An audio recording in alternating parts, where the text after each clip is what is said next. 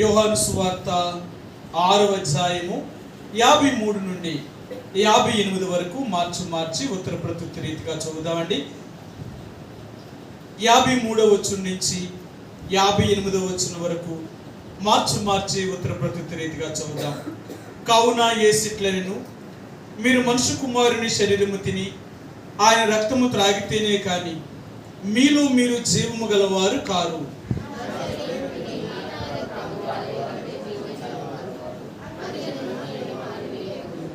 నా శరీరము నిజమైన ఆహారమును, నా రక్తము నిజమైన పానమునైనది.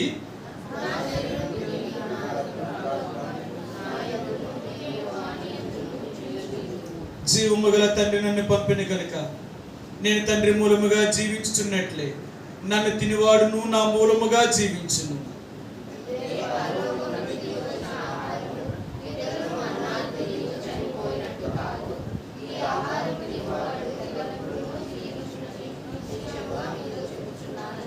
మరొక మాట చదువుకుందామండి. ఆమోసు గ్రంథము 4వ అధ్యాయము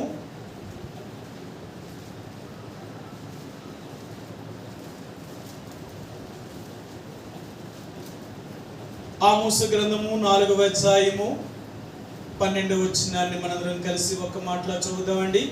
ఆమోసు గ్రంథము 4వ అధ్యాయము 12వ వచనాన్ని మనందరం కలిసి ఒక మాటలో చదువుదాం. కాబట్టి ఇశ్రాయేలీయులారా, మీ ఎడల నేను ఇలాగనే చేయుదును కనుక ఇశ్రాయేలీయులారా, మీ దేవుని సన్నిధిని కనబడుటకే సిద్ధపడుడి. ఈ మధ్యాహ్న కాల సమయంలో చదువుకున్న లేఖన భాగాన్ని దేవుడు దీవించును గాక. ప్రభు యొక్క రక్త మాంసములో మనం పాలు పంపులు పొందే ప్రతిసారి కూడా మనంగా పరిశీలన చేసుకుని పరీక్షించుకున్న వారిపై ప్రభు యొక్క రక్త మాంసములో మనం పాలు పంపులు పొందేవారిగా ఉంటామండి. ఏంటి పరీక్షించుకోవాలి అంటే, ఈ లోకములో మనం జీవిస్తున్న మన జీవితాన్ని మనం స్వపరీక్ష చేసుకోవలసిన వారు ఉంటున్నాం. మన మాట, మన వినికిడి, మన చూపు, మన నడక, మన క్రియ, ఇవన్నీ కూడా మరి ఎలాగూ ఉన్నాయి. దేవుణ్ణి ఎరిగిన వారు మనం చెప్పుకుంటున్నాం. మనము దేవునికి తగినట్లుగా మనం జీవించగలుగుతున్నామా, లేక దేవునికి విరోధమైన జీవితాన్ని జీవిస్తూ మనం దేవుని బిడ్డలమని చెప్పుకుంటూ ప్రభు యొక్క రక్త మాంసంలో పాలు పంపులు పొందుతున్నామా? ఎందుకంటే శరీర సంబంధమైన మనుషులు ఈ ఆత్మ సంబంధమైన ఈ రొట్టెలో ఈ రసంలో పాలు పంపులు పొందే అర్హత వారికి లేదు. ఆత్మానుసారులైన వారు మాత్రమే, అంటే ఆత్మచేత శరీరాన్ని బంధించగలిగిన వారు మాత్రమే ప్రభు యొక్క రక్త మాంసంలో పాలు పంపులు పొందే అర్హత, యోగ్యతను కలిగి ఉంటారు. ఎందుకంటే ఇది ఆత్మానుసారులు చేయవలసిన పని కానీ శరీరానుసారులు చేయవలసిన పని కాదు. అందుకనే యేసు ప్రభువారు ఈ పస్కా పండుగను ఆచరించే విధానము ఐగుప్తులకు చెప్పలేదు కానీ ఇశ్రాయేలు ప్రజలకు మాత్రమే చెప్పాడు. ఐగుప్తు దేశంలో 10వ తెగులైన తొలిచూలు పుట్టిన ప్రతి సంతానమును చనిపోతుందని చెప్తూ, అయితే మీరు ఆ పండుగను అంటే పస్కా పండుగను ఆచరించాలి. గొర్రెని కానీ మేకని కానీ ఎద్దుని కానీ మీరు తీసుకున్నప్పుడు ఆ రాత్రి సాయంకాలం దాన్ని వధించి ఆ రక్తాన్ని మీ ఇంటి యొక్క గుమ్మం మీద, నిలువు కమ్మ మీదను అడ్డు కమ్మ మీదను దాన్ని చల్లి ఉంచాలి. ఎవరి ఇంటి మీద అయితే ఆ రక్తపు మరక కనపడదో వారి ఇంటిలోనికి నాశన పుత్రుడు బయలుదేరి వారి కుటుంబంలో పుట్టిన ప్రథమ సంతానాన్ని చంపుతాడు అని ఇశ్రాయేలు ప్రజలకు దేవుడు చెప్పాడు. కాబట్టి ఇశ్రాయేలీలు మాత్రమే ఆ పండుగ, ఆ పస్కాను ఆచరించారు కానీ ఐగుప్తీయులు ఎవరూ కూడా పస్కాను ఆచరించలేదు. రెండవదిగా, ఐగుప్తీయులు ఆ పండుగను ఆచరించకపోవడం వల్ల ఆ రాత్రి ఐగుప్తు దేశం అంతటా కూడా మహాఘోష పుట్టింది. అలాంటి సమయంలో ఏడవలేని ఇల్లు ఒకటైనను లేని పరిస్థితిలో ఉన్నప్పుడు, ఇశ్రాయేలు ప్రజలంతో సంతోషంతో ఉన్నప్పుడు మోషే అహరోనును మరలా ఫరో పిలిపించి, ఈ రాత్రి మీరు ఇక్కడి నుంచి వెళ్ళిపోవాలా, మీరు ఉండకూడదని చెప్పినప్పుడు ఆ రాత్రియే వారు ఐగుప్తీయుల దగ్గర నుంచి సమస్తను దోచుకొని ఆ రాత్రి వారు సంతోషంతో బయటకు వచ్చేసారు. వారు ఐగుప్తు నుంచి బయటికి. ఐగుప్తీయులేమో ఏడుస్తున్నారు, ఇశ్రాయేలీలేమో సంతోషంతో ఐగుప్తుల నుంచి బయటకు వచ్చారు. కారణం ఏంటి అంటే ఆ పస్కాను ఆచరించడం వల్ల వారు రక్షించబడ్డారు. అంటే ఎవరైతే ప్రభు యొక్క రక్తమాంసములో పాలు పంపులు పొందుతున్నారో వారు మాత్రమే ప్రభు యొక్క రాకడలో వారు రక్షించబడతారు. లేక ఆయన నమ్ముకుని లోకంలో మరణిస్తే ఆ కడబోర శబ్దం వినగానే వారు మరలా సజీవులుగా లేపబడుతున్నారు. అంతేగాని ఎవరైతే ప్రభు యొక్క రక్తమాంసంలో పాలు పంపులు పొందలేదో, పాలు పంపులు పొందలేని ఎవరికి కూడా ఆ నాశనకరమైన లేక భయంకరమైన దేవుని ఉగ్రత నుండి వారు తప్పించబడలేరు. అందుకని అంటాడు, ప్రభు యొక్క ఉగ్రత దినమందు వారు బంగారమే గాని, వారు వెండియే గాని, వారు చేసుకున్న విగ్రహములే గాని వారిని ఏమాత్రము కూడా తప్పింపజాలవు. ఈ లోకంలో ఏది కూడా వారిని కాపాడలేదు. వారు ఆ భయంకరమైన ఉగ్రతకు వారు గురి కావలసిందే. అందుకని దేవుని యొక్క మహా ఉగ్రత నుండి తప్పించబడాలి అంటే నీవు నేను కూడా యేసు ప్రభు యొక్క బిడ్డలుగా చేయబడిన మనము, ఆయన రక్త మాంసంలో పాలు పంపులు పొందుతున్న నువ్వు నేను కూడా నిజంగా యోగ్యముగా మళ్ళీ మనం పరీక్షించుకొని ప్రభు యొక్క రక్త మాంసంలో కానీ పాలు పంపులు పొందకపోతే ఆయనతో కూడా పరలోక రాజ్యంలో మనం పాలు పంపులు పొందలేము. గత వారం కూడా మీరు జ్ఞాపకం చేశాను, నాతో కూడా మీరు కృతదిగా పరలోకమందు ఆ ద్రాక్ష రసం త్రాగు వరకు ఇకను నేను దాన్ని త్రాగను అని ఖచ్చితంగా దేవుడు ప్రమాణం చేసి ఆ విందును ఆయన ముగించి ఆయన ఈ లోకం నుంచి వెళ్ళిపోయాడు. ఆయన ఈ రోజు నీవు నేను కూడా ప్రతి ఆదివారము ప్రభు దగ్గరకు వచ్చినప్పుడల్లా ఆయన మరణాన్ని జ్ఞాపకం చేసుకోవడం కొరకే ఆ రొట్టెను రసాన్ని దేవుడు పెట్టాడు మన ముందు. ప్రతి ఆదివారము ప్రభు యొక్క మరణాన్ని జ్ఞాపకం చేసుకుంటున్నాం. నా కొరకు మరణించిన నా ప్రభు, నేను నా ప్రభు కోసం ఏం చేయగలుగుతున్నాను? నా కొరకు ఎంత చేసిన దేవునికి ఏం చేయగలుగుతున్నాను? అర్థమైందా? దేవుని యొక్క బిడ్డలుగా మనం ప్రభు కొరకు ఏంటి సమర్పించుకోగలుగుతున్నాం? అందుకని ఈరోజు దేవుని యొక్క ప్రజలుగా మీకు ఎన్నోసార్లు చెప్తాను, మన డబ్బు మన సమయమే కాదు, మన శక్తిని అంటే మన బలాన్ని కూడా దేవుని కొరకు ఉపయోగించవలసిన వారు. ఎందుకంటే బైబిల్లో అంటాడు, మీకు బలము కలిగి నియమించిన వాడు ఆ దేవుడు. మనకిచ్చిన బలము దేవుని కొరకు ఉపయోగించాలే తప్ప దేవుని కొరకు కాకుండా లోక సంబంధమైన దాని కొరకు మనం ఎంత ఉపయోగించినా ఒకరోజు అదంతా వ్యర్థమైపోతుంది. కారణం ఏంటో తెలుసా? ఏ లోక సంపాదన కొరకే మనం బలాన్ని ఎంత ఉపయోగిస్తామో ఒకరోజు మనం మరణించినప్పుడు మనం సంపాదించినంత ఇక్కడే వదిలిపెట్టి మనం వెళ్ళినప్పుడు దేవుడు అడుగుతాడు, నీకు ఇచ్చిన బలాన్ని దేని కొరకు ఉపయోగించావు? ఏది నీ బలం? ఎవరి కోసం ఉపయోగించావు? ఏది నువ్వు కష్టపడి సంపాదించి నువ్వు నీ బలవంతుడిని ఉపయోగించి నువ్వెంతో సంపాదించింది ఏం తెచ్చుకున్నావు ఇక్కడికి? నేను భూమి మీద ఉండగానే నీకు ఎన్నోసార్లు చెప్పాను, నువ్వు తల్లి గర్భం నుంచి దిగంబరిగా భూమి మీదకి వెళ్ళావు, మరలా నువ్వు వచ్చేటప్పుడు భూమి మీద నుంచి దిగంబరిగానే రావాలి.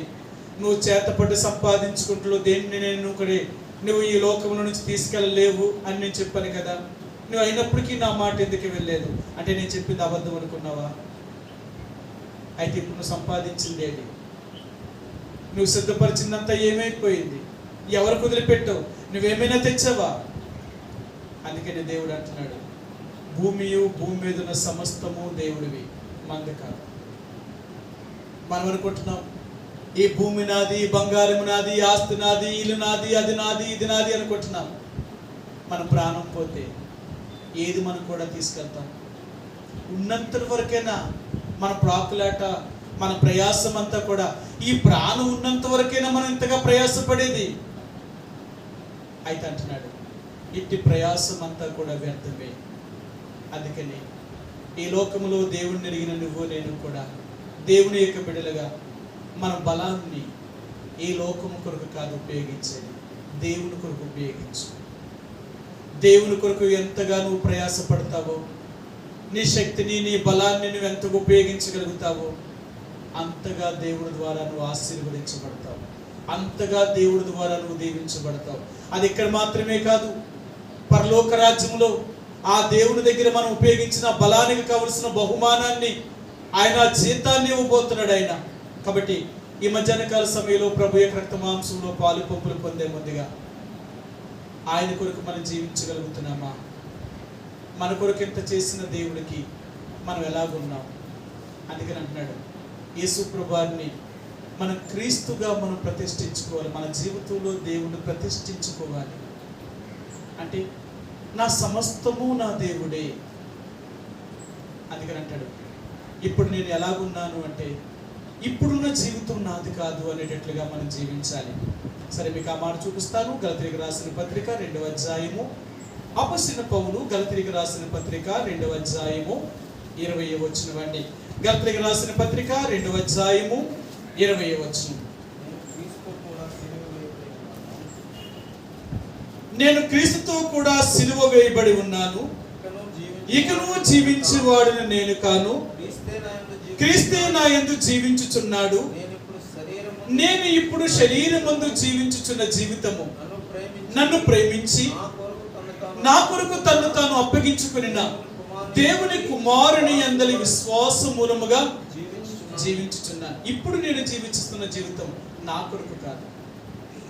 ఒకప్పుడు యేసు ప్రభువుని ఎరగక ముందు జీవించిన జీవితము మన కొరకు బ్రతికాం, మన కుటుంబం కొరకు బ్రతికాం, ఏ లోకంలో సంపాదన కొరకు బ్రతికాం. ఎందుకంటే అప్పుడు మనకు తెలియదు కదా, ఇవేవి శాశ్వతం కాదు అనే సంగతి మనకు తెలియదు. ఇవే ఏదో మన శాశ్వతం అనుకున్నాం. కానీ యేసు ప్రభువుని ఎరిగిన తర్వాత మన కుటుంబము కానీ, మన ఆస్తి కానీ, మన శరీరము కానీ, మనం సంపాదించింది ఏది కూడా మన సొంతం కాదనే సంగతి మనకు అర్థమవుతుంది. అందుకని దేవుడు అంటున్నాడు, ఈ లోకంలో నీకంటూ నీకేది శాశ్వతమైనది ఏదీ లేదు. ఒకవేళ ఏదైనా ఉంది అంటే అది నేనే.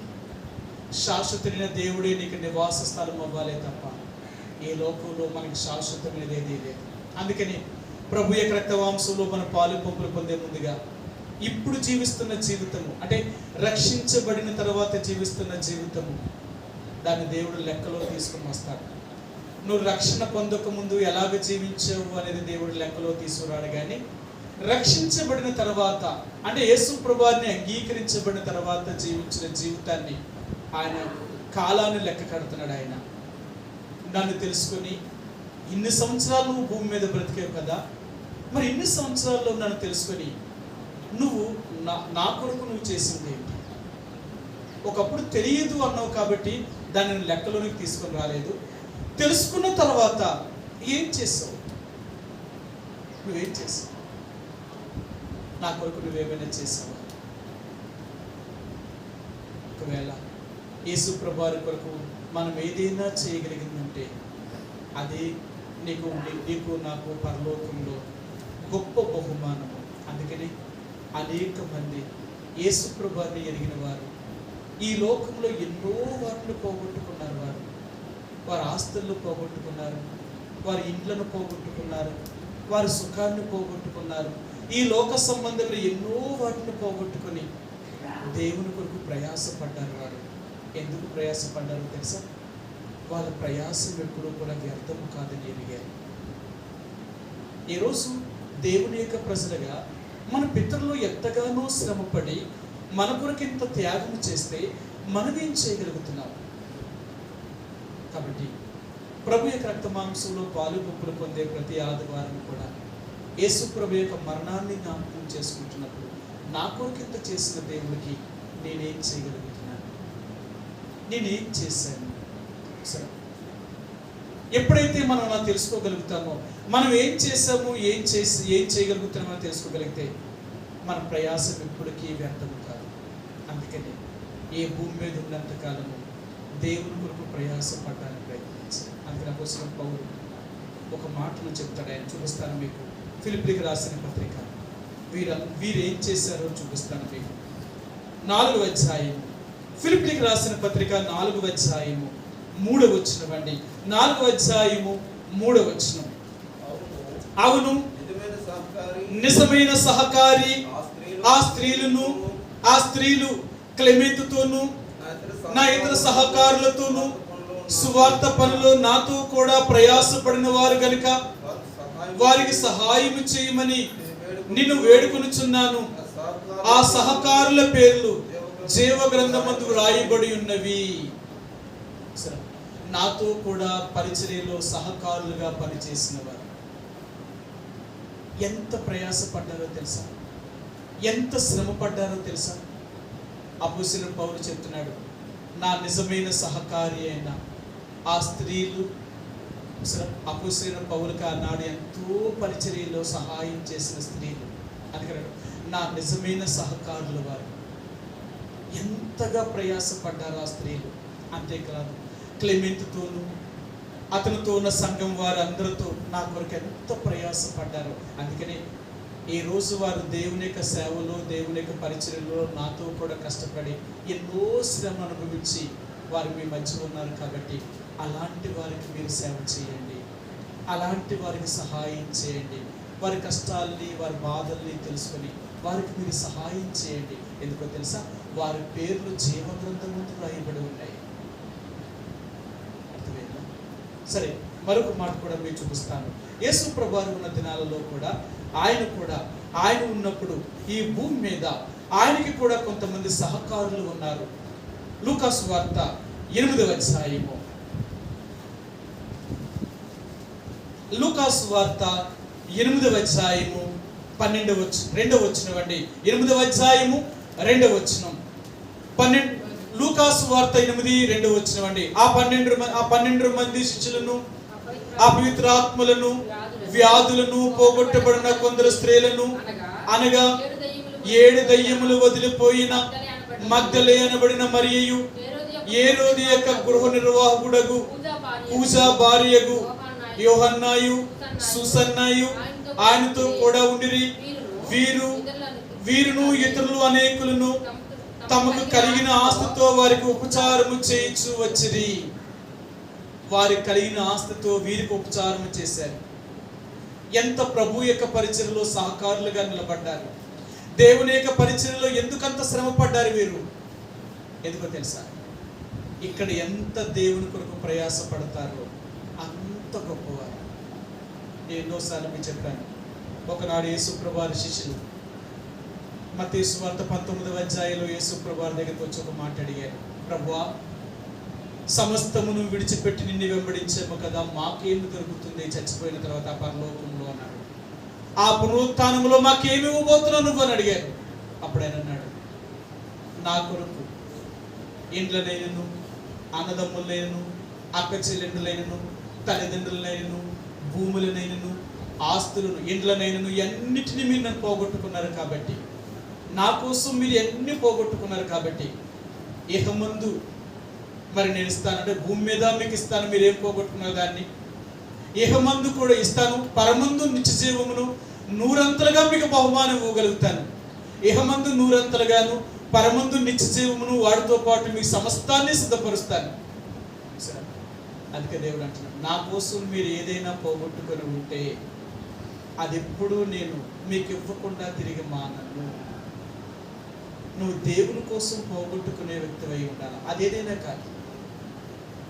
అవసరమైతే నీ సొంత కుటుంబం వారినైనా దేవుని కొరకు వదిలేసుకుంటారు. ఎంతో మంది అలా వదిలిపెట్టేశారు. దేవుణ్ణి ఎరిగిన తర్వాత వారందరూ దేవుణ్ణి వ్యతిరేకించి వాళ్ళని తన బయటకు వదిలేసి పంపించేసినప్పుడు వాళ్ళందరినీ వదిలి బయటకు వచ్చేసారు. నేను ఎలా వదిలేసి వస్తాను వీళ్ళని, అయ్యో నేను నేను దేవుడినన్నా వదిలేసుకుంటే కానీ వాళ్ళని వదులుకోలేనని చెప్పలేదు వారు. దేవుడి కంటే నాకు ఎవరు గొప్పవారు లేదు. అన్నీ వదిలేసుకున్నారు, అందరినీ వదిలేసుకున్నారు. ఎంతోమంది దేవుడి కోసం ఎన్నో పోగొట్టుకున్నారు. ఎందుకు పోగొట్టుకున్నా తెలుసా? వాస్తవమైన దాన్ని సంపాదించుకోవడం. వాళ్ళేం పిచ్చివాళ్ళే పోగొట్టుకోలేదు.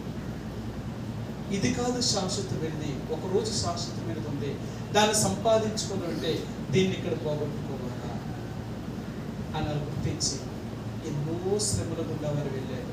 అందుకని బైబిల్ గ్రంథంలో మనం చదువుతున్నప్పుడల్లా, వింటున్నప్పుడల్లా అనేక మంది భక్తులు మనకు మాదిరి చూపించారు. ఎందుకు వారు ఈ లోకంలో అలాంటి మాదిరికరమైన జీవితాన్ని జీవించారు అంటే, ఈ లోకం వారిది కాదు అని చూపించారు. ఈ లోకంలో దేవుడి కోసం బ్రతికారు వారు. అందుకనే యేసు ప్రభువుని ఎరిగిన నువ్వు నేను కూడా ప్రభు యొక్క రక్త మాంసంలో పాలు పంపులు పొందుతున్న మనం, ఈ లోకము శాశ్వతమైనది కాదు. ఏ రోజు ఏమైపోతామో మనకు తెలియదు. ఏ రోజు దేవుడు రమ్మంటే ఆ రోజు మనం ఈ లోకాన్ని వదిలిపెట్టిపోయేవాడు. అందుకని మనం ఉన్నంత కాలము ఆ దేవునికి దూరముగా ఉన్నామని ఎరిగి నమ్మకముగా దేవుడి కొరకు జీవించడానికి ప్రయత్నించాలి. మనం ఎంత దేవుడికి నమ్మకస్తులుగా జీవిస్తామో దేవుడు అంతగా మనల్ని ఆశీర్వదించగలుగుతాడు. ఇహమందు దీవిస్తాడు, పరమందు మనకి నిత్య జీవాన్ని కూడా అనుగ్రహించగలిగిన దేవుడు. కాబట్టి ప్రభు యొక్క రక్త మాంసంలో పాలు పంపులు పొందే నీవు నేను కూడా ఈ మిగిలిన జీవితాన్ని ప్రభు కొరకు ఉపయోగించడానికి ప్రయత్నించాలి. ఆ ప్రభు యొక్క పరిచర్యలో, ప్రభు యొక్క సేవలో ఆ మిగిలిన జీవితాన్ని ప్రభు కొరకు గడుపు. ఎందుకో తెలుసా, కాలం చాలా సంకుచితమై ఉంటుంది. రోజు రోజుకి కాలం చాలా సమీపం అయిపోతుంది, అంతానికి దగ్గర అవుతుంది. ఏ రోజు ప్రభు వస్తాడో మనకు తెలియదు, ఏ రోజు మనకు మరణం సంభవిస్తుందో మనకు తెలియదు. ఒకవేళ ఏ రోజైనా జరగడానికి జరిగి మన ప్రాణం పోతే మనం ఏం చేస్తాం? మనం ప్రయాసపడి సంపాదించుకున్న దాని అంతటి వల్ల మనకు కలిగిన ఫలితం ఏంటి? అందుకని మనం ఈ లోకంలో ఉన్న వారిలాగా జీవించేవారని కాదు, మనం పరలోక సంబంధమైన వారు. అందుకని మనం ఎప్పుడు ఈ లోకాన్ని ముగించిన తర్వాత పరలోకంలో ఉండే దాని కొరకు ఆలోచించేవారు. ఈ లోకం మనకు శాశ్వతమైనది కాదు, ఏది ఉన్నా కొద్ది కాలం ఉండే అనుభవించి వెళ్ళిపోయేవారు. ఉన్నంతట్లో మన సంతోషంతో జీవించి ఈ లోకంలో మన యాత్ర ముగించి వెళ్ళిపోవాలి. కాబట్టి ప్రభు యొక్క రక్త మాంసంలో పాలు పంపులు పొందే ముందుగా మనం ఏం చేయగలుగుతున్నాం ప్రభు? అందుకని ఆ రీతిగా మనం పరీక్ష చేసుకుని ప్రభు యొక్క రక్త మాంసంలో పాలు పంపులు పొందడానికి ప్రయత్నించేద్దాం. అలాగే ఆమోసు గ్రంథము 4వ అధ్యాయము 12వ వచనంలో ఈ ఆమోసు ఆయన ఏం చెప్తున్నాడు అంటే, ఆయన చెప్తున్న మాట ఏంటి అంటే, ప్రభు యొక్క దేవుని సన్నిధిని కనబడుటకే సిద్ధపడి ఒక రోజు ఉంది, మీరు దేవుడి దగ్గర కనపడవలసిన రోజు ఉంది. నిజమేనండి. సరే, మీకు ఆ మాట చూపిస్తాను. ప్రకటన గ్రంథము 20వ అధ్యాయము, మనమందరము దేవుని ఎదుట ప్రత్యక్షము కావలసిన రోజు ఉంది. ఆ రోజు 20వ అధ్యాయం ప్రకటన గ్రంథము 20వ అధ్యాయం 11-12 వచనాలు, 11-12 వచనాలండి. మరియు ధవలమైన మహాసింహాసనమును దాని యందు ఆసీనుడై ఉన్న ఒకరిని చూచి తిని, భూమి ఆకాశములు ఆయన సముఖము నుండి పారిపోయేను, వాటికి నిలువ చోటు కనబడకపోయేను. మరియు గొప్పవారేమి కొద్దివారేమి మృతులైన వారందరూ ఆ సింహాసనం ఎదుట నిలువబడి ఉండుట చూచి తిని, అప్పుడు గ్రంథములు విప్పబడెను, మరియు జీవ గ్రంథమును వేరొక గ్రంథమును విప్పబడెను. ఆ గ్రంథముల యందు వ్రాయబడి ఉన్న వాటిని బట్టి తమ క్రియల చొప్పున మృతులు తీర్పు పొందిరి. మనమందరము ఆ ధవల సింహాసనం ఎదుట నిలబడవలసిన రోజు ఉంది.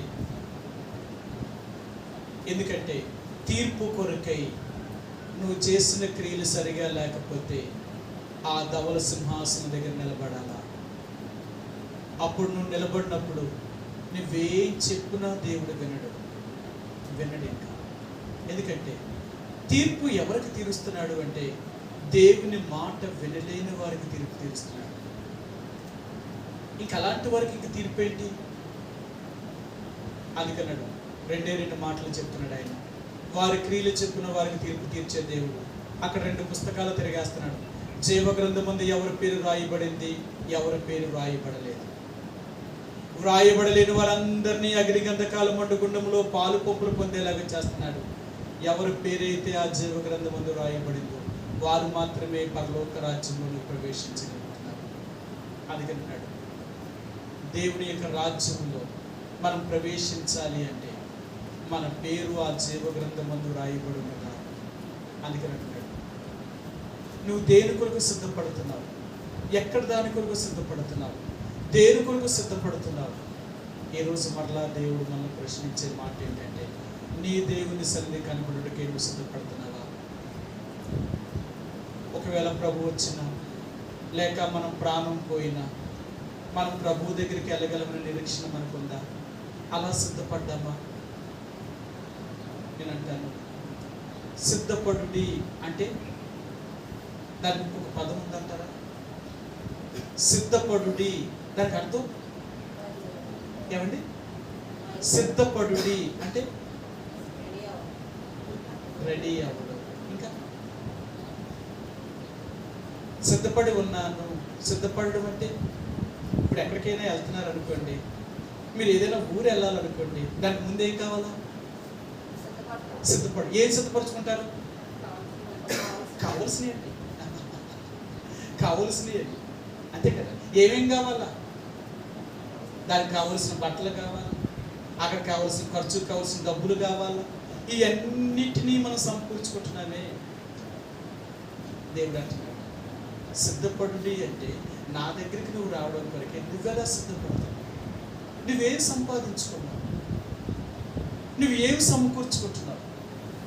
దేవుడు అంటున్నాడు నువ్వు సంపాదించుకోవచ్చు. నా దగ్గర రావడానికి నువ్వు డబ్బు, ఆస్తి, భూములు ఇవి కాదు, ఇవేవి దేవుడి దగ్గర తీసుకెళ్ళబట్ట. అయ్యా నేను ఇంత భూమిని సంపాదించాను భూమి మీద అంటే దేవుడు అంటాడు వెర్రోడు ఆ భూమి అంతా అక్కడే ఉంది. అది కదా అక్కడ చెప్పాడు, నా ప్రాణమా తిను త్రాగు సుఖించనే సంవత్సరాలు సరిపడి విస్తారంగా నాశనం సమకూర్చానంటే వెర్రివాడా, నువ్వు సిద్ధపరిచినవన్నీ ఎవరు పొందుతాయి? ఈ రోజు రాత్రి నీ ప్రాణాన్ని అడుగుతున్నానే, నువ్వు సిద్ధపరిచినవి. మన సిద్ధపాటు ఏమి సిద్ధపడుతున్నాం? యేసు ప్రభువుని ఎరిగి ఉండి మన సిద్ధపాటు ఏంటో తెలుసా? ఇంకా మనం లోకాన్నే సంపాదించుకోనుకున్నాం. పర్లేదులే, ఎప్పటి నుంచో చెప్తున్నారు కదా ఏమని, రెండవ రాకడ యేసు ప్రభు వస్తాడు వస్తాడు వస్తాడు వస్తాడు. ఆ మాట చెప్పి 2024 సంవత్సరాలు అయింది. ఆయన చనిపోయి వెళ్ళిపోతున్నప్పుడు దేవదూతలు గలిలయ దగ్గర అడిగారు, చెప్పారు, ఓ గలిలయ మనుషులారా, మీరు ఏ యేసు అయితే మరలా ఆయన మేఘారుడై లేడో మరలా అదే యేసు మేఘారుడై రాబోతాడు, ఆయన కొరకు ఎదురు చూడండి అని చెప్పాడు. ఆయన ఆ రోజు నుంచి ప్రభు యొక్క రాకడ కొరకు ప్రజలు కనిపెడుతూనే ఉన్నారు. ఎన్ని తరాలు గతించిపోయాయి. ఈరోజు మనకు కూడా అదే ఏర్పడుతుంది. ఆయన ఎప్పుడు వస్తాడో మనకేం తెలుసు.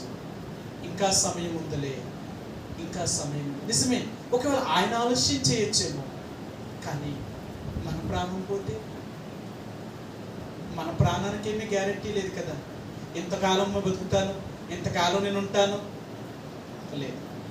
అందుకని మీకు చెప్పాను, మరణము అనేది వయసుతో నిమిత్తం లేదు, మరణానికి వయసు నిమిత్తం లేదు. అది ఎప్పుడైనా ఏ సమయంలోనైనా ఏ వయసులోనైనా మరణం రావచ్చు, దాన్ని ఎవరు ఆపలేరు. అందుకని మనం సిద్ధపడేది ఏంటో తెలుసా? మనం మరణము కొరకైనా సిద్ధపడాలి. ఒకవేళ ప్రభు యొక్క రాకడ ఆలస్యమైనా నా సిద్ధపాటు ఏంటో తెలుసా? నేను నా మరణము కొరకు సిద్ధపడుతున్నాను. ప్రభా, ఏ క్షణాన్ని, ఏ రోజు, ఏ అపాయం నా మీదకి వచ్చినా, ఎటువంటి ప్రమాదం నా మీదకి వచ్చి నేను మరణించవలసి వస్తే నేను నీ రాజ్యాన్ని కోరుకోను. అందుకని మన సిద్ధపాటు అంతా దేని కొరకంటే మనం మరణము కొరకైనా సిద్ధపడాలి. నిజంగా మనం మరణం కొరకు సిద్ధపడుతున్నామా? ప్రభా, ఏ క్షణాన్నైనా ఎప్పుడైనా అనుకోని రీతిగా కానీ నా ప్రాణం పోతే నేను నీ దగ్గరికి రావడానికి నేను సిద్ధంగా ఉన్నానా? అలాగన్నీ సమకూర్చుకున్నానా? సరే మీరు చెప్తాను ఎలా సమకూర్చుకోవాలో, ఏమి సమకూర్చాలో ఇక్కడ ఒక మాట చూపించాడు ఆయన. చూపిస్తాను మీకు. అపోస్తలుడైన పౌలు తీతులకు రాసిన పత్రిక 3వ అధ్యాయం. అపోస్తలుడైన పౌలు తీతునకు రాసిన పత్రిక, క్షమించండి, 2వ అధ్యాయము. తీతునకు రాసిన పత్రిక 2వ అధ్యాయము 12-13 వచనాలండి. 12-13 వచనాలు. 2వ అధ్యాయం తీతునకు రాసిన పత్రిక 2వ అధ్యాయము 12-13 వచనాలు. మనం భక్తిహీనతను, ఏహలోక సంబంధమైన దురాశలను విసర్జించి శుభప్రదమైన నిరీక్షణ నిమిత్తము అనగా మహాదేవుడును మన రక్షకుడునైన యేసుక్రీస్తు మహిమ యొక్క ప్రత్యక్షత కొరకు ఎదురు చూచుచు ఈ లోకములో స్వస్థ బుద్ధితోనూ నీతితోనూ భక్తితోనూ బ్రతుకుచుండవలని మనకు బోధించుచున్నది.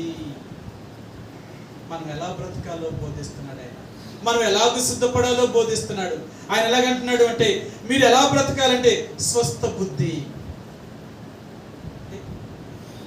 స్వస్థ బుద్ధి. ఈ పదానికి అర్థం స్వస్థ బుద్ధి, మంచి బుద్ధి. అర్థమైందా? అది అందుకనే దేవుని బిడ్డలా ఉండాలి తెలుసా? మంచి బుద్ధిని కలిగి ఉండాలి, మన స్వభావం బాగుండాలి. అందుకని మనిషి మంచివాడైతే తన స్వభావం కూడా మంచిదవుతుంది. నీ హృదయం మంచిదైతే నీ స్వభావం మంచిదవుతుంది. నీ హృదయం మంచిది కాకపోతే నీ స్వభావం మంచిది కాదు. అందుకనే ఈ రోజు దేవుడు అంటున్నాడు, మన హృదయాన్ని సిద్ధపరచుకున్నామా? అసలు మన హృదయం ఎంత భయంకరమైందో మనకు తెలుసు కదా. ఒకప్పుడు ఎంత భయంకరమైన పాపముతో వ్యాధితో నిండిపోయిందో, హృదయం ఎంత మోసకరమైనదో, అది భయంకరమైన వ్యాధి కలిగి ఉందో మనం తెలుసుకున్నాం. దాని నుంచి విడుదల పొందాం. ఈరోజు మనం సంపాదించుకునేది ఏంటి? మనం సమకూర్చుకునేది ఏంటి? ఈరోజు దేవుడు అంటాడు, నా కొరకు నువ్వే సిద్ధపడ్డావు. మంచి బుద్ధిని కలిగి ఉన్నావా? నీ స్వభావం మార్చుకున్నావా? నీ బుద్ధి మారిందా? ఒకప్పుడు లోకంలో ఎలా జీవించావు, ఇప్పుడు ఎలా? అందుకని నువ్వు మారాలి, నీ స్వభావం మారాలి. నీ స్వభావం మారలేనంత కాలము నువ్వు మారు. నీ స్వభావం మారితేనే నువ్వు మారుతావు. అందుకని దేవుడు అంటాడు, ఇప్పటికైనా మీరు మార్పు చెందండి, ఇప్పటికైనా మీరు మారండి. మార్చుకోవలసింది పై వస్త్రములను కాదు, వేషధారణతో కాదు, మీ హృదయమును చింపుకొని అడగండి. మారవలసింది హృదయము అంటున్నాడు ఆయన. అందుకనే ఈరోజు మనం సిద్ధపరచుకోగలుగుతున్నామా? ఆత్మ సంబంధమైన వాటిని సంపాదించుకుంటున్నామా? శరీర సంబంధమైన వాటిని సంపాదించుకోవడం కొరకు మనం ప్రయాసపడుతున్నామా? మన సిద్ధపాటు దేని కొరకు సిద్ధపడుతున్నాం? అందుకని అంటున్నాడు, తమది కాని దాని కొరకు ప్రయాసపడుతున్నారు. ఈ రోజు నువ్వు నేను కూడా తమది కాని దాని కొరకు ప్రయాసపడుతున్నాం. ఈ లోకంలో మనకంటూ ఏదైనా ఉందంటావా? ఒక్కడు చెప్పు, ఇది నాది అని చెప్పుకునేది ఏముంది? బ్రతుకున్నంత వరకు మాత్రమే అది నీది. మనం ప్రాణం పోతే అది ఇంకెవరికి చెందుతుందో అర్థమైందా? అది ఎవరికి వెళతారో, దాన్ని ఎవరు అనుభవిస్తారో మనకేమీ తెలియదు కదా. ఇక మనకంటూ మనకేముందో చెప్పు. అందుకని దేవుడు అంటున్నాడు, ఏ భూమి మీద నీకంటూ నీది అనేది ఏదీ లేదు. అసలు నువ్వే పరదేశి. నువ్వెవరిలో తెలుసా? నువ్వు ఒక పరదేశం అనే సంగతి మర్చిపోతున్నావు అంటున్నాడు ఆయన. సరే చూపిస్తాను. లేవీకాండము 25వ అధ్యాయము. ఇక్కడ ఇశ్రాయేలు ప్రజలతో దేవుడు ఈ మాటను ఆయన చెప్తున్నాడు. ఆయన ఏం చెప్పాడో చూపిస్తాను మీకు. లేవీకాండము 25వ అధ్యాయము 23వ వచనం అండి. 23వ వచనం. లేవీకాండము 25వ అధ్యాయము 23వ వచనం. భూమిని శాశ్వత విక్రయము చేయకూడదు, ఆ భూమి నాదే, మీరు నా యొద్ద కాపురమున్న పరదేశులు. ఆ భూమి మీద మనం ఎవరో తెలుసా? పరదేశం అంట. అసలు ఈ లోకమే మంది కాదు. మనం అనుకుంటున్నాం, నేను ఇక్కడ పుట్టాను, ఇదంతా నాది అని అనుకుంటున్నాం. ఇదే ఈ లోకమే మంది కాదు, ఈ లోకం దేవుడిది. ఆయన సృష్టించాడు. ఆయన ఈ భూమి మీదే పరదేశులు ఉన్నారు. భూమి మీదే పరదేశులు. మరి ఈ భూమి మీద మనం పరదేశులుగా బ్రతుకుతూ ఈ భూమి మీద ఉన్నది నాదని ఎలా అనుకుంటాం? అందుకనే దేవుడు అంటున్నాడు, వెర్రివాడా, అది నీదా? నాదా? నువ్వు అనుకుంటున్నావు నీది అని నువ్వు పట్టుకుంటున్నావు, నాది అని నేను చెప్తున్నాను. సరే, అది నీదా నాదా అనేది నేను చూపిస్తాను. నీ ప్రాణాన్ని తీసుకుపోతున్నాను నేను. నీ ప్రాణాన్ని తీసుకుంటే నీకేమవుతుంది? అందుకని ఏ రోజైనా దేవుడు అంటున్నాడు, నువ్వు సిద్ధపడు, నా రాకడ కొరకైనా, లేకపోతే నీ ప్రాణం పోయే సమయం కొరకైనా సిద్ధం. అది ఎప్పుడు పోతుందో నీకు తెలియదు, ఎలాగూ పోతుందో నీకు తెలియదు.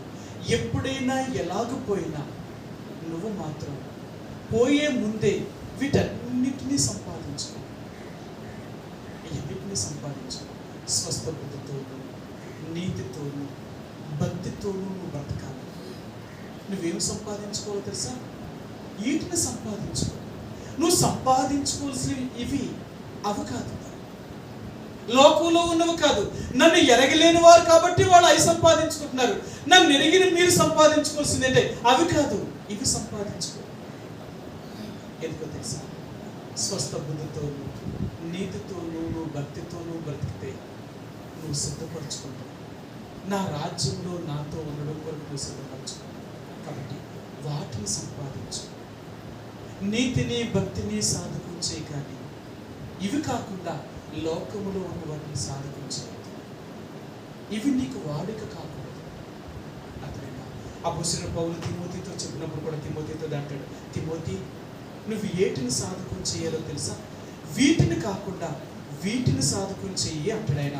అపోస్తలుడైన పౌలు తిమోతికి రాసిన మొదటి పత్రిక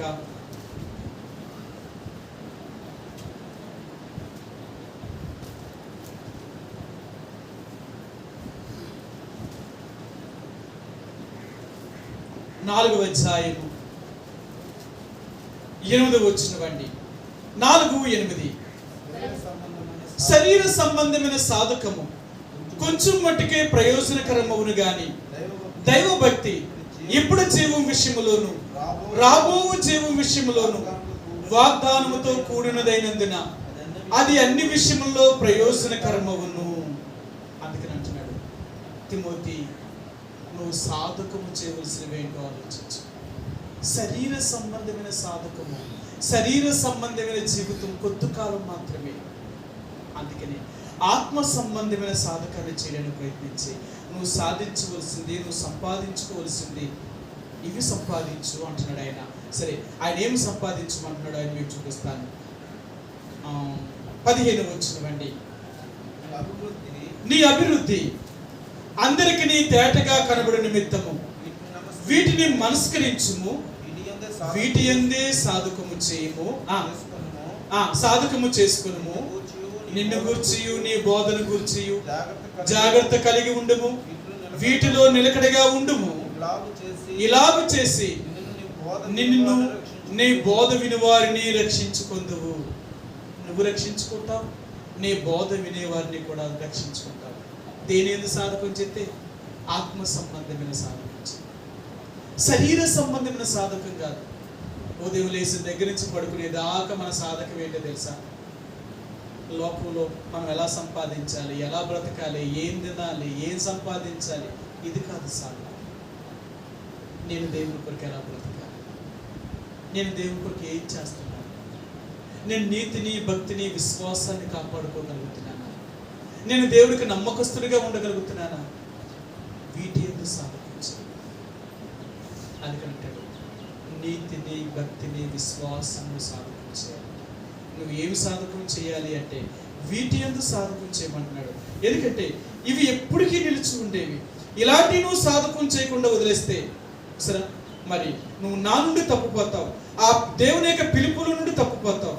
కాబట్టి నీ సాధకం ఎప్పుడు కూడా ఇలాంటి ఆత్మ సంబంధమైన వాటి ఎందే సాధకం చేయలే తప్ప శరీర సంబంధమైన వాటి గురించి కాదు నువ్వు సాధకం చేసేది.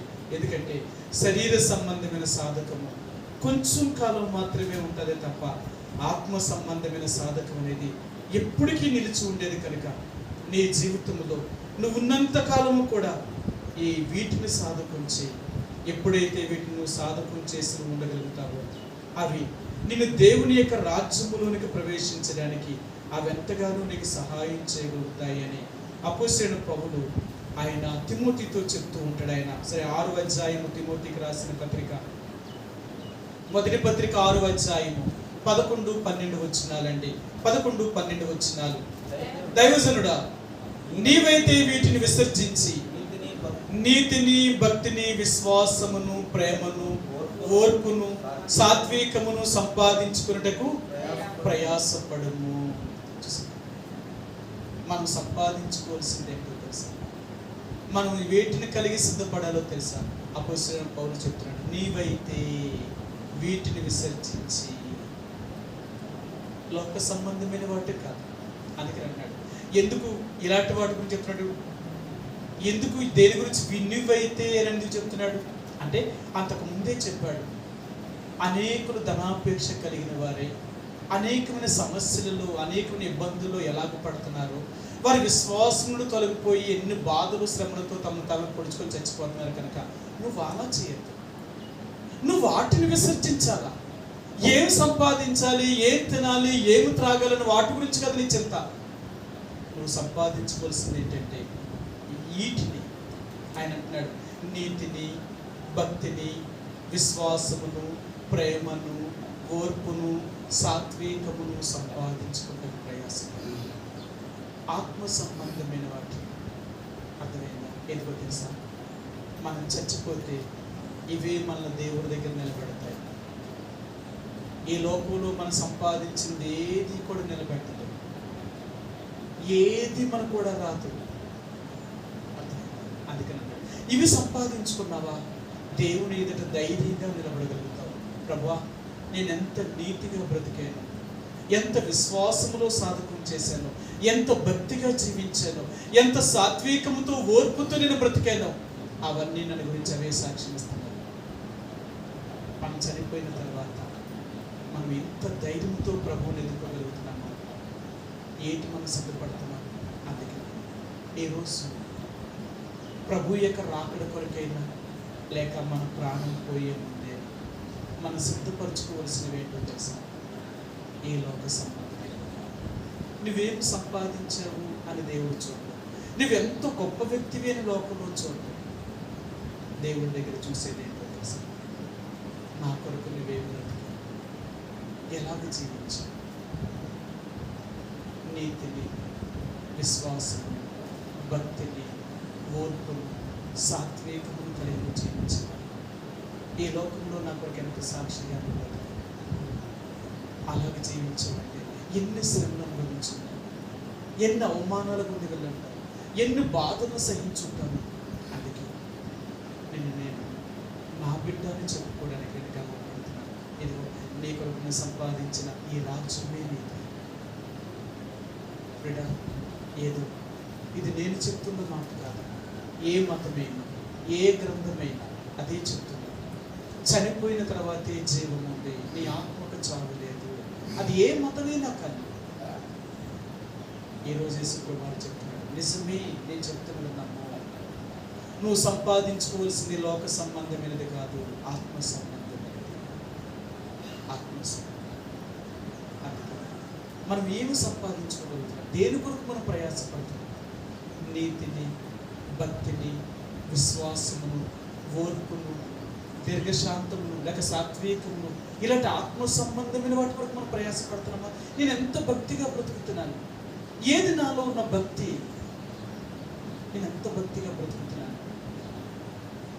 ఇలాంటివి లేని మనం ఎందుకు దేవుడు నమ్ముకున్న పేరు కాదు. మనందరం పేరుకు నమ్ముకున్న వాడమైతే మన పేరు కోసమే చచ్చిపోతామండి. అంతే, మనం దేవుని యొక్క రాజ్యించాలి. మనం పేరు కొరకు చచ్చేవాళ్ళం కాదు, మనం దేవుని యొక్క రాజ్యంలో చేరడం కొరకు బ్రతికేవాళ్ళం.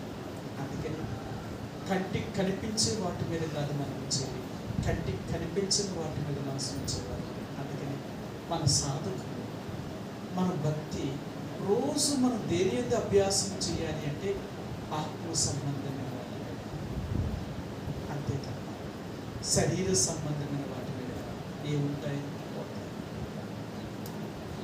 అనుకోవచ్చు. కష్టాలు, బాధలు మనకు రాకుండా ఎప్పుడుకూ ఉండవు, మనకు వస్తానే ఉంటాయి. ఏ రోజు కష్టాలు లేవు, సుఖంగా బతుకుతున్నామా? సరే, మంచిది. కొన్ని రోజులు కష్టాలు వస్తాయి. ఎంత డబ్బు ఉన్నవాడికైనా కష్టాలు ఉన్నాయండి, కష్టాలు లేని వ్యక్తి లేరు. అందుకని అంటాడు, చచ్చేదాకా దేవుడు సుఖ దుఃఖాలు రెండు జత చేశాడు. ఒక రోజు నవ్వు, ఒక రోజు ఏడుపు. కొన్ని సంవత్సరాలు సంతోషంగా బ్రతుకుతావు, కొన్ని సంవత్సరాలు దుఃఖకరంగా బ్రతుకుతావు. నువ్వు అనుభవించవలసిందే. కానీ దేవుని యొక్క రాజ్యంలో కానీ ప్రవేశిస్తే అక్కడ ఎప్పుడూ సంతోషమే, అక్కడ దుఃఖం అనేదే లేదు. కాబట్టి మనం సిద్ధపరచుకోవాల్సింది ఆత్మ సంబంధమైనవే కానీ శరీర సంబంధమైనవి. మీ దేవుని సన్నిధిని కనుగొనడానికై నువ్వు సిద్ధపడుతున్నావు. ఒకవేళ నీ ప్రాణం పోవాల్సి వస్తే నువ్వు దేవుడి దగ్గరికి వెళ్ళగలుగుతావా? అలా సిద్ధపడ్డావా? నీ సిద్ధపడ్డంత దేని మీద ఉంది? ఏ రోజు నా ప్రాణం పోయినా దేవుడి దగ్గరికి వెళ్తాను. ఒక ఆమె నాకు ఫోన్ చేసి మాట్లాడుతుంది, బ్రదర్ నాకు అప్పు చేయడం అంటే ఎంత భయమో తెలుసా? అదేంటక్క, ఈ రోజుల్లో అప్పు చేయడం ఎవరున్నారు? అప్పే లేకపోతే నిద్రాడతలేదు ప్రజలకి. కొంతమంది మనుషులు తెలుసా, అప్పు లేకపోతే నిద్రాడదట, అలాగే అప్పు చేస్తేనే నిద్రాడతారు. లోకం అంతా అలాగే ఉంది. ఇప్పుడు అప్పు చేయలేని వారే లేదు. ఇప్పుడు బ్యాంకు వాళ్ళు అన్నారు, మీకు ఇల్లు మీద అప్పు ఇస్తాం, దాని మీద అప్పు ఇస్తాం, దీని మీద అప్పు ఇస్తాం, మీరు అప్పులు తీసుకుని రా బాబు అంటున్నారు. మీరేంటక్క అప్పు చేయడం అంటే భయం అంటారు. అప్పుడు అని చెప్పారు, ఆమె చెప్పారు, నిజం బ్రదర్, నేను అప్పు చేసేగా చచ్చిపోయానంటే నేను పరలోకం చేరాలి. ఎందుకంటే వాళ్ళు అప్పు తీర్చలేదు కదా, నేను తీర్చకుండా చచ్చిపోతే నేను ఆ పరలోకం వెళ్తాను. కాబట్టి నేను అప్పు చేయను కదా, ఉన్న దానితో తిని బ్రతుకుతానే తప్ప, లేకపోతే అలా ఉండన్నా ఉంటానేమో కానీ అప్పు చేయను. ఎందుకు తెలుసా? అప్పు చేసేనా, అప్పు తీర్చకుండా కానీ నా ప్రాణం పోతే నేను పరలోకం వచ్చాను. అందుకని బైబిల్ కదా, మీరు ఎవరు రుణాలని వారి రుణాలు తీర్చాలి. ఆ రుణం తీరకుండా నువ్వు వెళ్ళిపోతే దేవుడు తీసుకెళ్ళి, నువ్వు చేసింది ఖచ్చితంగా నువ్వు చెల్లించాలి. అందుకని ఓ క్రైస్తవుడు ఎందుకు అప్పు చేయడానికి భయపడతావు తెలుసా? నేను చచ్చిపోతే అప్పు ఎవరు తీరుస్తాను? నేను తీరుస్తాను. నా ప్రాణం అయిపోతే అవుతుంది, వాళ్ళకి నేను రుణపడిపోయినట్టే కదా, నేను అప్పు అయిపోయినట్టే కదా. నేనన్నా పరలోకం చేస్తాను. ఒకరి రుణాన్ని నేను అనుభవించి నేను పరలోకం చేస్తాను. అందుకని దేవుని బిడ్డలు ఉన్నదానితో సంతోషంతో జీవిస్తారు తప్ప, లేకపోతే అలా పడైనా ఉంటారేమో తప్ప అప్పు చేయడానికి మాత్రం భయపడతారు. ఆ చెప్పింది అదే బ్రదర్, నా భయం. నేను తీర్చగలను, నాకు ఆ ధైర్యం ఉంది, కానీ నా ప్రాణం పోతే, నా ప్రాణం మీద నాకు గ్యారంటీ లేదు కదా. ఓ సహోదరుడు చెప్పాడు, అన్నా నేను రోజు దేవుడిని నేను ప్రార్థన చేస్తాను తెలుసా, నేను కొన్ని ఆర్థిక ఇబ్బందులతో అప్పులు పాలయ్యాను. ఈ అప్పులు అందరూ తీర్చిన తర్వాతే నేను తీసుకున్నాను. ఎవరు అప్పు కూడా నేను తీర్చకుండా తీసుకెళ్ళిపోయాను. నేను రోజు లేచిన దగ్గర నుంచి ప్రార్థన నేను అప్పుడే తీసుకెళ్ళాను. వీళ్ళ అప్పులు తీర్చి నేను పోతాను. నాకున్న సమస్యలు నేను చేశాను, నీకు తెలుసది. ఇవన్నీ తీర్చుకోవాలి. నేను తీసుకున్నాను కాబట్టి నేను ఇవ్వాలి వాళ్ళకి. అందుకని నన్ను కాపాడు తండ్రి రోజు ప్రార్థించాను. ఒక దేవుని బిడ్డ ఎంతో భయపడతానో తెలుసా? నేను ఎక్కడ దేవుని రాజ్యాన్ని పోగొట్టుకుంటానో, ఎక్కడ దేవుని రాజ్యాన్ని నేను చేరలేనేమో, ఆ భయం మనలో ఉండాలంటే. అందుకని అంటే ప్రతిరోజు మనం భయముతోనూ భక్తితోనూ బ్రతుకుతూ ఉంటాం. మనకి ఎంత భయమో తెలుసా? లోకం చూసి లోకంలో ఉన్నవాటి కాదు మన భయం, దేవుని కొరకు భయం. నేను ఇలాగ చేసి నీ రాజ్యాన్ని పోగొట్టుకుంటే నేను ఏమైపోతాను? నా భయం అంతా ఏంటంటే నీ రాజ్యాన్ని ఎక్కడ తప్పిపోతానేమో అని భయం. నిజంగా భయం ఉంటాను కదా. అందుకంటే ఆ భయం కలిగిన వారిని వినయ భయభక్తులతో ఆ దేవునికి ప్రీతికరమైన జీవితాన్ని జీవించవలసిన ఆ రీతిగా జీవించినంతకాలం దేవుని కొరకు మనల్ని మనం సిద్ధపరచుకొని, శరీర సంబంధమైన వాటి కొరకు కాదు, ఇవి ఉంటాయి పోతాయి, ఇవేవి శాశ్వతమైనవి కావు, ఎలాగున్నా పర్లేదు. నీకు దేవుడు ఏమీ లేకుండా చేయడు. నీకు ఉన్నంతట్లో తృప్తి కలిగి ఉండి దేవుని కొరకు జీవించు. నీతిని, విశ్వాసము, భక్తిని, ఓర్పును, సాత్వికము వీటి యందు సాధకము చేసి ఆత్మ సంబంధమైన వాటిని సమకూర్చు, శరీర సంబంధమైన వాటిని విసర్జించు. ఎందుకంటే శరీర సంబంధమైన వాటిని విసర్జించలేదా అవి దేవుని యొక్క రాజ్యంలోకి చేర్చు. కాబట్టి ఈ మధ్యాహ్నకాల సమయంలో ప్రభు యొక్క మాంసంలో పాల్గొంటున్నాం. మనం పరీక్షించుకుంటాం, వేటిని సిద్ధపరచుకుంటాం, దేని కొరకు మనం బ్రతుకుతున్నాం. మనం బ్రతికే బ్రతుకు అర్థమంటూ ఉండాలి కదా. ఒకరోజు మనం దేవుని ఎరగలేని వారు వాటి గురించే కష్టపడి, దేవుని ఎరిగిన వారు వాటి గురించే శ్రమ పడితే వాళ్ళకి మనకి తేడా ఏముంది? వాళ్ళకి మనకి ఏం సాధకం చేస్తున్నాం? కాబట్టి అలాంటి జీవితం, వేరైన జీవితం నేను ప్రభువుతో కూడా ఇది. అందుకే ప్రతిరోజు అలాంటి భయం కలిగి దేవుడితో భక్తితో, విశ్వాసంతో, నీతితో, ఓర్పుతో, దీర్ఘశాంతంతో మనం దేవుని యొక్క రాజ్యంలో చేరడం కొరకే ప్రతిరోజు ఆ వాటిని దయచేయమని ప్రభువుని అడుగుదాం. వాటి కొరకు ప్రయాసపడడం. ఆ రీతిగా ప్రభు మనకు సహాయం చేయగా కొద్ది క్షణాలు మనం మోకరించి కళ్ళు మూసుకొని ప్రభు దగ్గర పరిశీలన చేసుకొని మన అందుబాటుని మనం అడిగినట్టు ప్రభు దగ్గర ఆ రీతిగా ప్రభావాన్ని కూడా సిద్ధపరచు. శరీర సంబంధమైన వాటి మీద కాక ఆత్మ సంబంధమైనవి నాకు దయచేయండి. నా సిద్ధపాటు లోక సంబంధమైన వాటితో కాదు, నీ కొరకు సిద్ధపరచమని ప్రభు ఆ రీతిగా ప్రభు యొక్క మాంసంలో పాల్గొంటుంది.